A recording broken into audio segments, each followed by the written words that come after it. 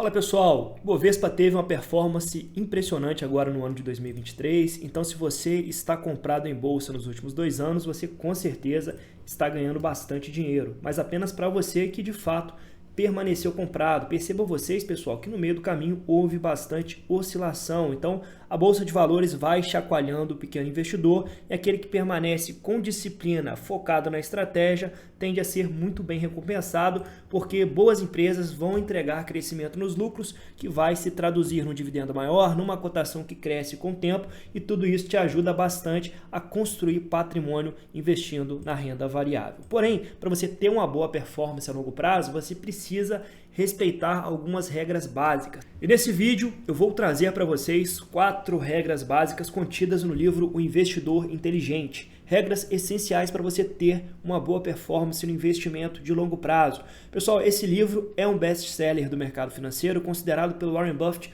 um dos melhores livros do segmento, tá? Então Buffett fala, se você for ler apenas um livro sobre o mercado financeiro, que seja esse livro aqui, O Investidor Inteligente, porque ele vai te dar não só o racional por trás da escolha de ações, como também estratégias claras para você ter uma boa performance a longo prazo. E é claro que ao longo desse vídeo eu vou trazer também exemplos práticos da aplicação dessas 4 regras na análise de ações. Se esse vídeo te ajudar, considere me dar uma moral se inscrevendo aqui no canal, deixando o seu like e compartilhando também esse vídeo em outras plataformas. E para a galera do Clube de Membros, meu muito obrigado. Pessoal, a primeira regra é sobre a diversificação dos seus investimentos, tá? Então a diversificação é extremamente importante para te manter no jogo e para fazer você alcançar também um retorno satisfatório a longo prazo. Então, de acordo com Graham, deve haver uma diversificação adequada, porém sem ser excessiva. Então isso aqui significa que você deve manter um mínimo de 10 ações e um máximo de aproximadamente 30 ações. Pessoal, agora um ponto interessante é que conforme você vai aumentando o número de ativos, você vai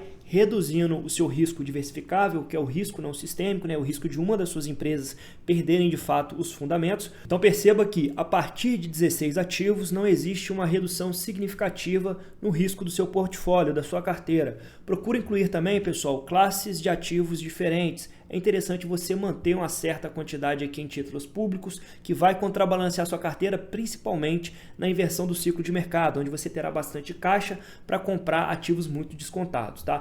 Outro ponto aqui muito importante a respeito da diversificação é que você não deve forçar a diversificação. Ela deve acontecer naturalmente. Você começa a montar a posição no ativo que está descontado, que tem características de qualidade, que tem um modelo de negócios interessantes para o longo prazo e vai comprando esse ativo enquanto ele permanecer barato.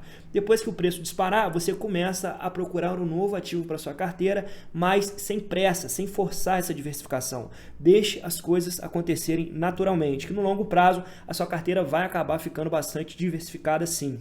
A segunda regra é que o investidor de longo prazo deverá buscar companhias grandes, conceituadas e conservadoramente financiadas. O que isso aqui significa?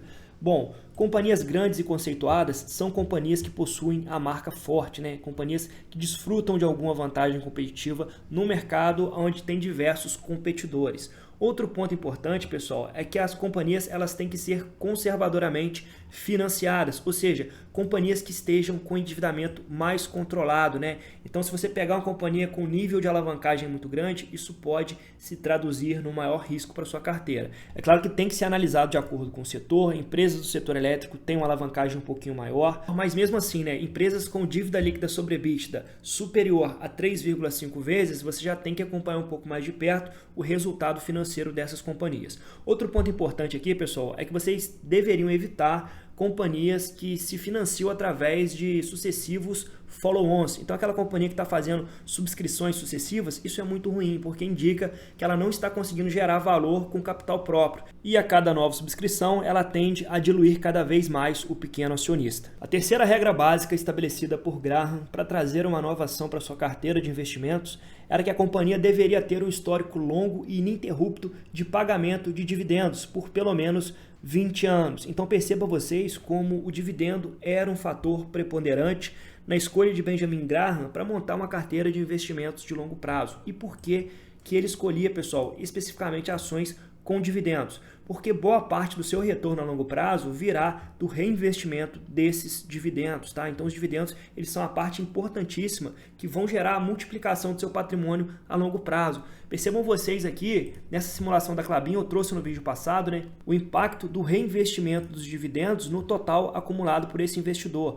Aqui nesse estudo, o investidor realizou um aporte de R$1.000 por mês ao longo de 15 anos, tá? E do bolso do investidor saiu apenas R$180 mil, tá? Entretanto, só em dividendos durante esses 15 anos, o investidor recebeu R$ 121.769 e reinvestiu todos os dividendos, comprando mais participação dentro da Klabin. Então é nessa estrutura aqui de investimento de longo prazo, reinvestindo os dividendos e acumulando participação patrimonial, é que você consegue de fato construir uma fonte de renda sólida e muito lucrativa a longo prazo. Por fim, a quarta regra diz que o investidor deve impor alguns limites sobre o preço que pagará por uma ação em relação aos seus lucros médios dos últimos 7 anos, tá? Então, Graham, ele era um investidor que trabalhava muito com margem de segurança.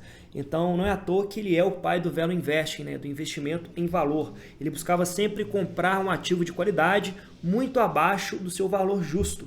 E para estabelecer esse valor justo, o Graham tinha algumas fórmulas, né? Então tem a fórmula do valuation de Graham, que a gente colocou nessa planilha adaptada para a realidade da ação, né? A gente trabalha aqui com os múltiplos históricos. Então vamos fazer junto aqui o valuation da Transmissão Paulista para saber se com as premissas de Graham essa ação ainda poderia receber aportes. Então vamos pegar aqui o lucro por ação dos últimos 12 meses e o valor patrimonial por ação, né? Então o lucro por ação foi de R$ 3,59.